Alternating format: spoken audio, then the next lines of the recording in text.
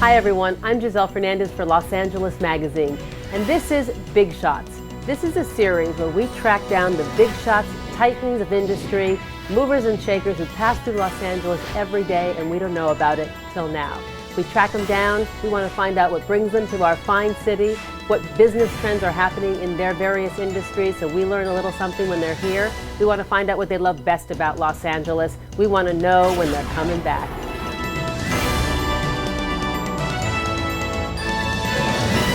Today's big shot is former AEG president and CEO Tim Leiweke, whose sudden departure from the sports and entertainment giant after 17 years shocked Los Angeles. It was a major shakeup of a downtown heavyweight. Leiweke was known as the powerhouse driving force that helped diversify and build AEG into the sports and entertainment giant it is today. He was out in front, pushing hard for its sale on behalf of owner Phil Anschutz and the building of an NFL stadium. But in a striking move, Colorado billionaire and AEG owner Phil Anschutz showed who was boss, and in a flash, Los Angeles lost one of its most powerful movers and shakers. Leiweke now is the president of Maple Leaf Sports and Entertainment in Canada. But after 6 months of leaving AEG, we caught up with him when he returned to Los Angeles for the wedding of his only daughter. For the first time, he breaks his silence and speaks publicly to LAmagazine.com and to me about leaving AEG and parting ways with its chairman, Phil Anschutz. First of all, Tim Leiweke, it's great to see you in Los Angeles. You left so suddenly in March. We didn't even get a chance as a city to say a proper goodbye to the driving force, the powerhouse of downtown. Well, I didn't get a chance to properly say goodbye either, so this is my chance to thank everyone for what has been a pretty amazing 20-year run here. So it's not a permanent goodbye. Los Angeles is a place that I think all of those that leave always aspire to come back and be a part of. And so it was predictable because of the process we were going through as a company. You knew it was coming? It was just simply we tried to sell the company. I knew the minute we got into that process, if that didn't end well, that I'd want to move on. And that's what happened. You were downtown LA. We didn't see Phil Anschutz. He was the man behind the scenes. But you were not just the front man, but the driving energy and the consummate deal maker. In the process, because he was so much in the background, did you forget who was boss? Did you feel like you were the boss who can make the decisions? People say that. To his credit, we never had any problems about our roles. I always understood it was his company and his money. And he always understood that in order to grow a company, you needed a CEO that was out front and public. And in our business, we were in the entertainment business and the sports business and the development business. And so we had to be aggressive. And it was a role he never wanted to play. He's a very quiet, private man, and I respected that about him. And he respected the fact that in LA, if you are quiet, you probably die. And so we had to be aggressive in our vision and trying to fight to do the things that we were trying to do here. So we understood the roles, and there was never any animosity about each other's role. And there was no, when we left. So in the press, Chairman Anschutz said that the process got too noisy, that you were trying to push the sale of the NFL into the rich valuation at $8 to $10 billion, and that he wasn't as into the NFL deal as you were. True? I think that story in the final chapter hasn't been written yet. And so I think he understands the value of bringing the NFL back to LA.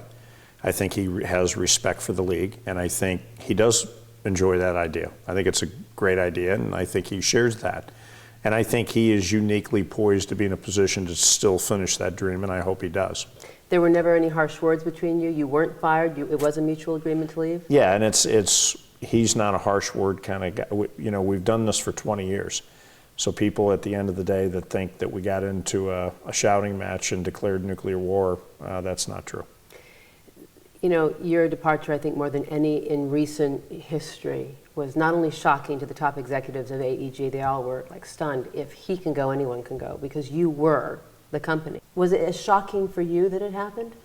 I think there's a misnomer that I was AEG. AEG has 26,000 employees, and so it will go on, and it will do well, and the employees are good, and we built an unbelievable team. And I don't think, quite frankly, they're going to miss too many beats here.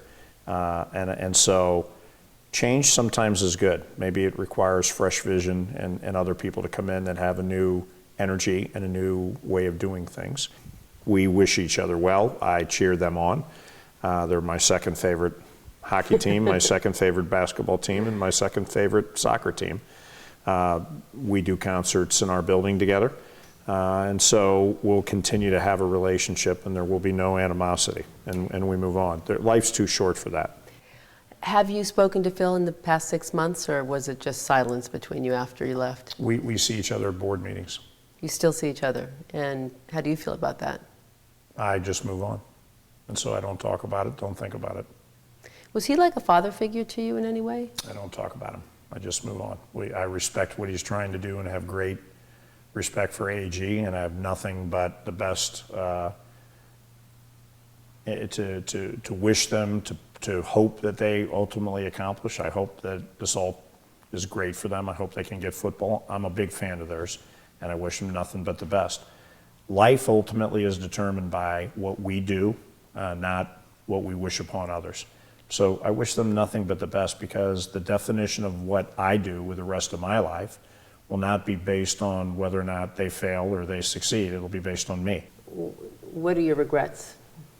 Well, not getting the NFL. A lot of people put their necks on the line for that vision, whether it be Governor Brown or Mayor Villaraigosa at the time, or Councilperson Perry, or Maria Elena Durazo from the union standpoint, community activists. I mean, we had pretty much consensus, and as we all know in LA, that never happens.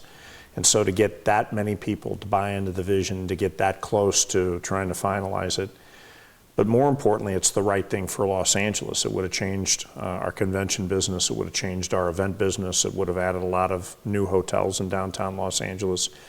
And I think that that project would have helped us rightly establish ourselves as a community, as a point of destination that would have had the ability to go out and bid and win on anything that we wanted to. And it would have been the number one economic engine to drive the economy here. So I feel bad that we had so many people that bought into it, and obviously I'm not frustrated because, again, the final chapter hasn't been written. So you move on and you find new challenges in your life, and I still am optimistic that the second largest marketplace in the United States has an opportunity to be a part of what is the number one league in the United States, the NFL. Tim, do you think that you were too aggressive in your pushing for this deal, and that's why it didn't go through? I don't think so. I don't think we would have accomplished everything we would have accomplished as a company if you weren't driven and focused, and at times maybe making the river run upstream a little bit. And so it's not a style that everyone loved, and certainly we occasionally stepped on some toes, and for that I'm not apologetic, but I do get that style isn't one that everyone loves, and so be it. In LA, you can't get things done quietly. It's not that kind of town. We're the entertainment capital of the world. Quiet doesn't work. Yeah, and the NFL, there are some who say that they never would have bought into the developer owning the stadium anyway. Was that a deterrent, do you think, as well? I think what you always have to remember about the NFL is, last time I checked, they're doing extremely well without LA. And so it had to be the perfect solution that was right for everyone. So it had to make sense for the league. It had to make sense for the other 31 owners that weren't coming here. It really had to make sense for the one team that was moving here. It obviously had to make sense for the private developer that was taking risk on the stadium. And it had to make sense for the rest of the campus. It had to fit into the calendar and the uniqueness of LA Live, because we can't open a building that's going to do 100 events a year and then suddenly create additional conflicts for the Convention Center, Staples Center, or Nokia Theater. And so it was a very unique project. It had a moment in time. I still think it has a moment in time. And I think, again, Phil is uniquely poised to finish it off if he can. So I hope he does. But were you shocked when it happened so quickly? Did you see it coming? You always go through, when you do something for 20 years and you put so much time and energy into it, you're always going to have a moment. But I've moved on to trying to take it as an opportunity to reprioritize life and find other things that challenge me on a daily basis. And so I always tell people I'm fairly certain my best days are still ahead of me. I think we all have that within our control. And I don't think, to me, this is anything more than just a part of my life. It definitely is not the end, and I don't think it'll be my greatest moment.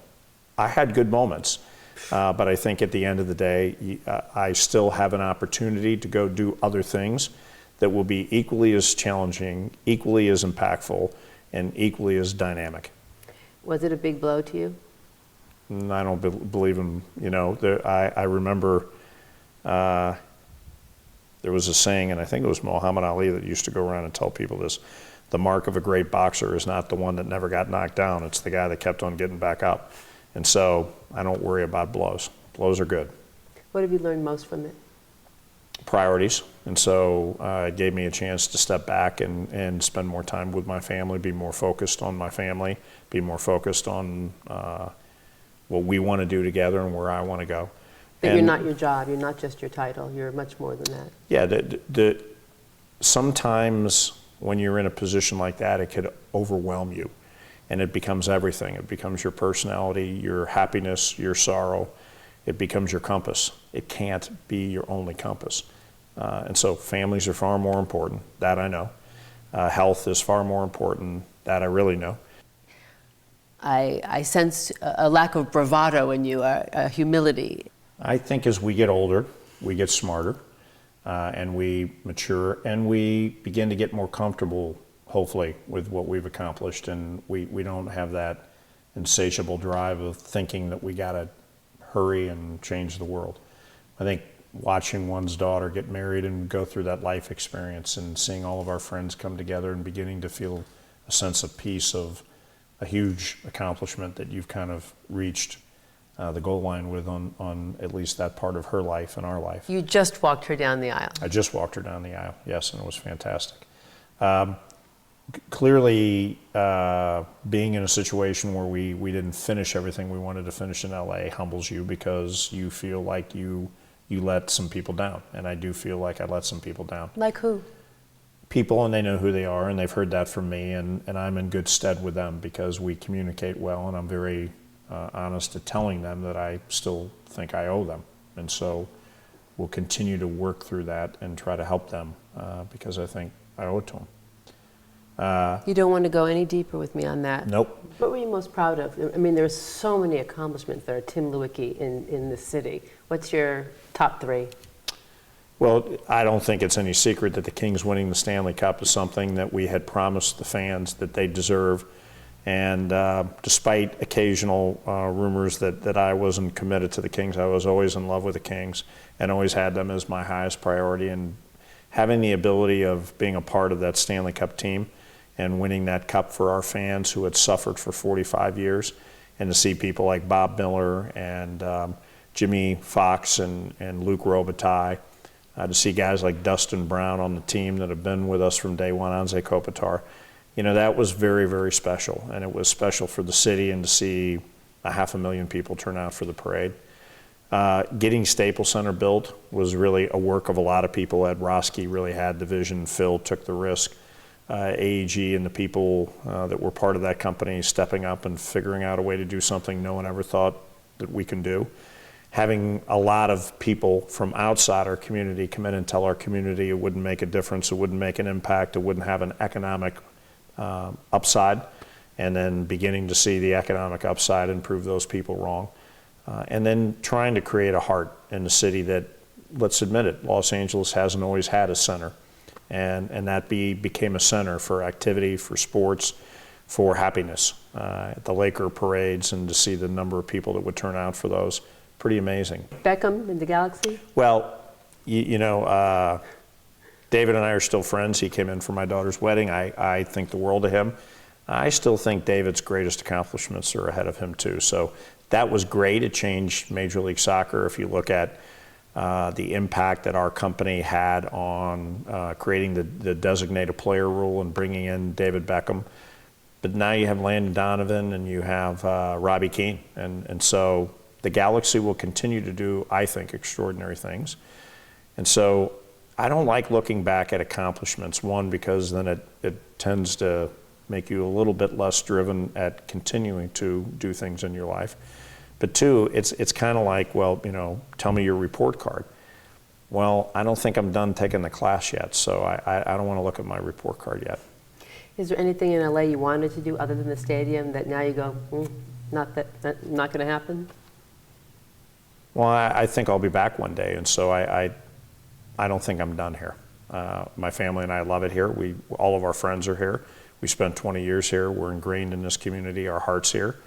And so I don't think we're done here yet. And so I don't have any regrets yet, because I still think I have a chance to try to make sure that report card looks good at the end of the day. Tim, you are one of the unique leaders and maverick voices in this city who knows government better than anyone and how to try to drive that needle and break the stagnation to get things done. What is it going to take, from your perspective, to get this city moving, economically vital, bringing businesses back, to keep that heart as you were doing here as the front man for AEG? I think it's a deeper problem, which is, I think this is a community that is probably as vivid an example of the haves and have-nots as there is in the United States. And so there are so many issues that face us, from our educational system and the amount of money and time and energy that we put into our kids and whether or not it's having the impact it should, to our infrastructure and the amount of time people spend, traffic here, quite frankly, is the worst I've ever seen it. And so trying to find the right kind of vision. You look at now what's going on with the bullet train, and suddenly that being put back on the legal path again, which is uniquely California, unfortunately. Does it happen every place else? Yes, but not to the extent it does here. So I think the problem is that you have friction, and whether it's the haves and the have-nots, whether it's developers compared to the average Joe. I always used to refer to it as the cavemen, citizens against virtually everything, and the battle that they want to have with anyone that wants to build anything. I think the community and the leaders have to understand that it's going to take everyone, the leaders of labor, the leaders of the business community, the political leaders, and the media leaders, to come together and begin to forge a vision for what it is that this city wants to be 20, 30, 50 years from now. And I think some have tried to do that. I think Antonio did a good job of trying to push that through, but I think not everyone was at the table, and not everyone shared the vision. And so... You think Eric has that kind of leadership? I think Eric has that kind of potential. Do I think Eric has that leadership today? I think Eric is going to have to find the balance between sticking his neck out there occasionally, making tough decisions, and supporting things that are going to have to create jobs, even if not everyone's on the same page. The airport's a great example. They got to fix the airport. I know there's a lot of people in and around that neighborhood that voice their opinion about the runway and the improvements. I'm pretty sure they knew they were moving next to the airport. And so it shouldn't be a shock to them that planes are going to land there. And the industry is making bigger planes, and those planes are going to land in San Francisco and Seattle and Colorado and Denver and New York. And if you look at the future of our economy, that Asian peninsula, that Asian trade, and us being the port for the Pacific Rim is critical. Well, we're going to be under siege. There are other people that want that economic benefit, including San Francisco. There are other people that want our ports, including the Panama Canal and the fact they want to expand it. And Houston wants to be the port capital for Asia. Mexico wants to be the port capital for the goods that come into our country now. The Arctic. The Arctic wants to be the port capital. And so we need to understand that as you go around the world and you begin to become part of these communities, there are communities that have all of those players at the table. They have created a vision and they're implementing that vision. And 20 years from now, LA is going to find itself in a position where we're going to be way behind the 8 ball, and our economy is going to continue to lag, and the rift between the haves and the have-nots will be worse. Transportation will be worse. Education will be worse. And that's what happens. Like you said, that our leadership falls into the council members. Do we have, a body that's going to make things move? And I think therein lies Eric's challenge. Eric does not have a form of government where he has the right and the power to make those decisions and force them through. He must build a consensus because it is a council form of government, not a mayoral form of government. And so Herb Wesson, who's the president of the council, and Eric Garcetti have to be at the table. But what they need to understand is occasionally they're going to have to take tough stands that a lot of people don't agree with, whether it be the airport, whether it be transportation, whether it be education, or whether it be development. And they have to understand that without that the government no longer has the capability of being the generator of jobs and the generator of wealth and the generator of closing the gap. That is going to have to be the private sector, but the private sector is not going to feel comfortable in a community that ultimately they feel they have to battle with in order to make any progress. And everyone's going to have to come together and build a consensus on how you get past that.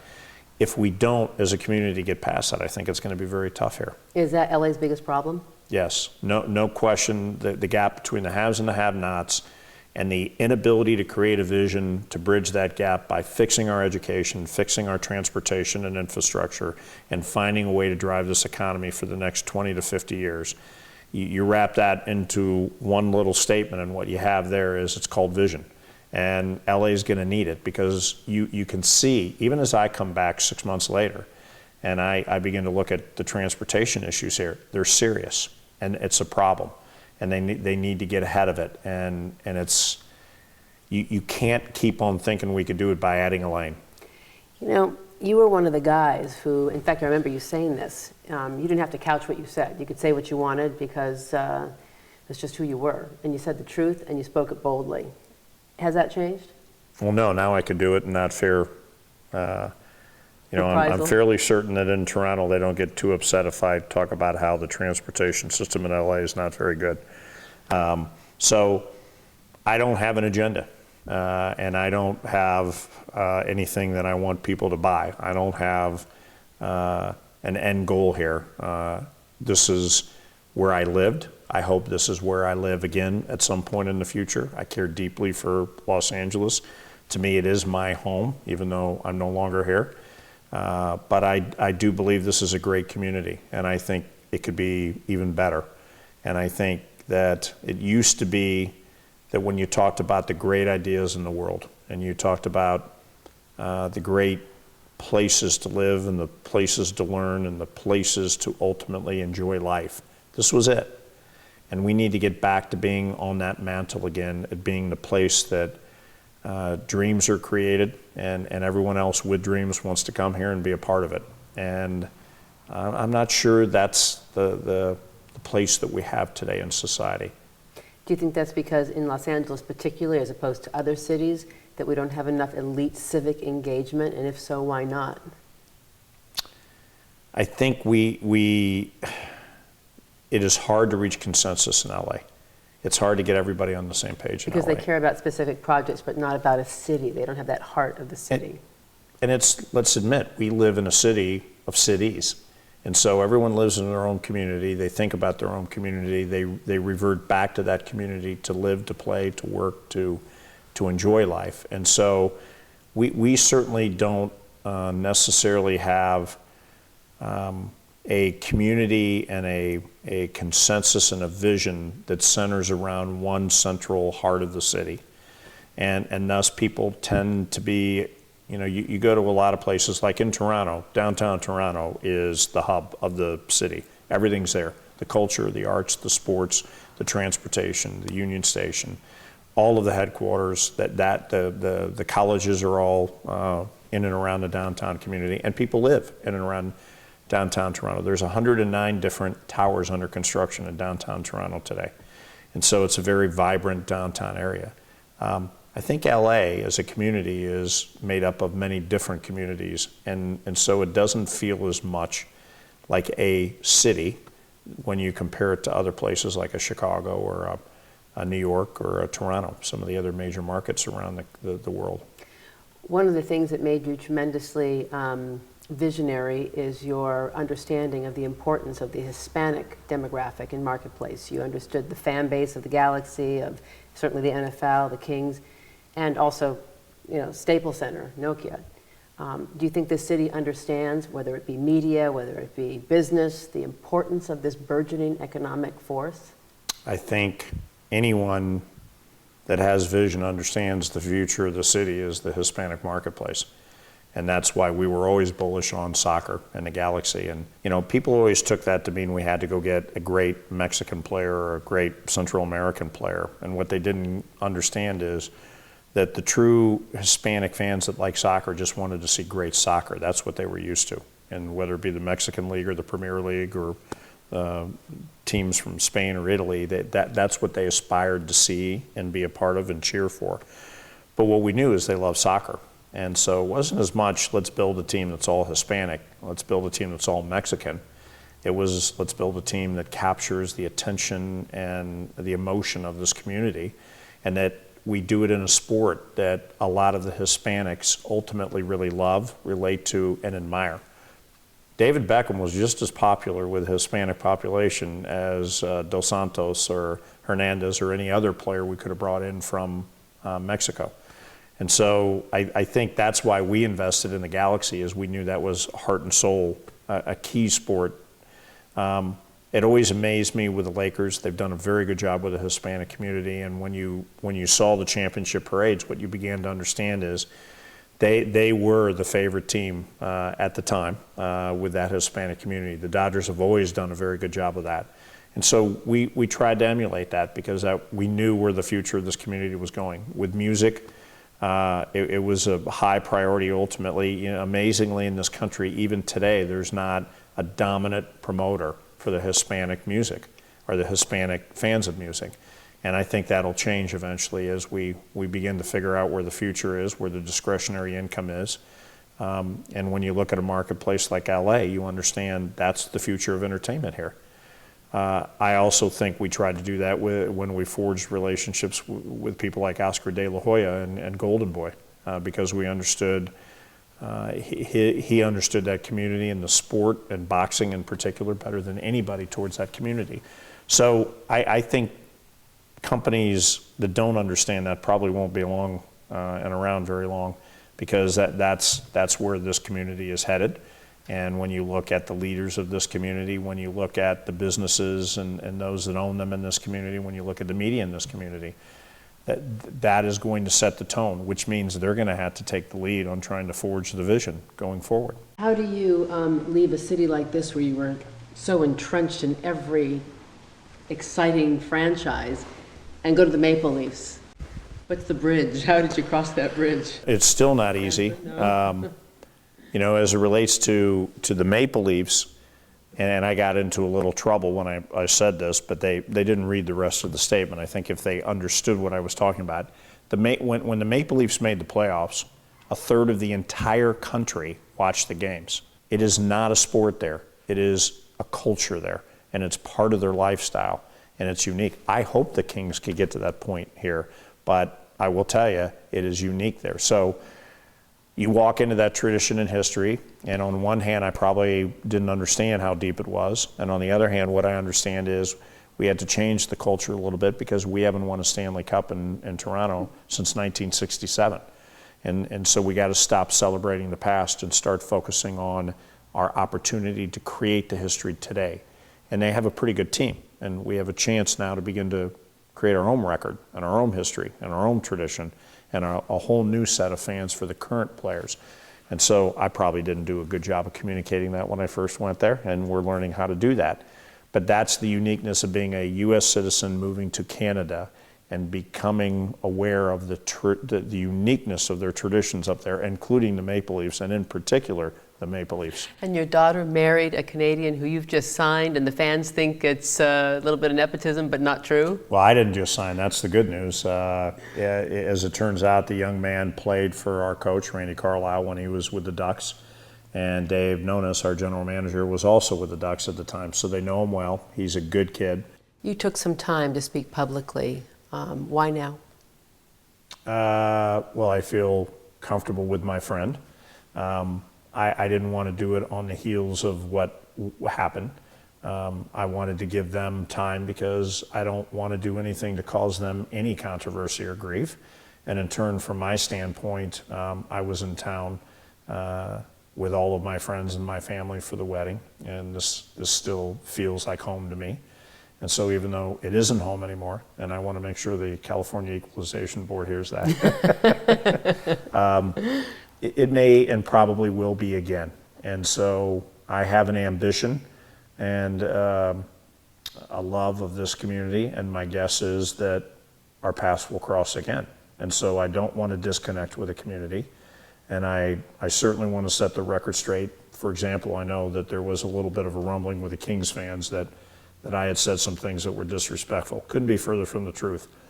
I am the biggest fan the Kings have outside of cheering for the Toronto Maple Leafs, which is my team, and I love them and I'm passionate about them and will fight aggressively to help them win a Stanley Cup. But I think the world of this team, these kids, these players are friends, and I saw them grow up, and I still consider them friends. And so Luc Robitaille was at my daughter's wedding, and I'm glad he was, because I love Luc Robitaille. I will always be passionate about this city. I will always be passionate about these teams, the Lakers and the Kings and the Galaxy. I will always be passionate about what that company is trying to do, because I believe it's a good company with good people. And one day I hope to be part of the next vision for LA, because I happen to think it's a great community and not nearly as cold during the winter. What will you miss most? I think friends and just living in this community and enjoying the lifestyle. It's a wonderful place to live. Well, there's never been a stronger advocate for Los Angeles, a bigger mover and shaker, a bigger big shot that the city has seen in leadership than Tim Leiweke. So I hope you're back and back often, and thank you for choosing Los Angeles Magazine and me to say a proper farewell. The city wanted it. They were looking to hear from you, and we really thank you for sitting down with us. Well, I'm glad to do it, and we'll see everybody soon, I'm sure. Good, good. Cheers. Cheers. For Los Angeles Magazine, I'm Giselle Fernandez. See you next time on Big Shots.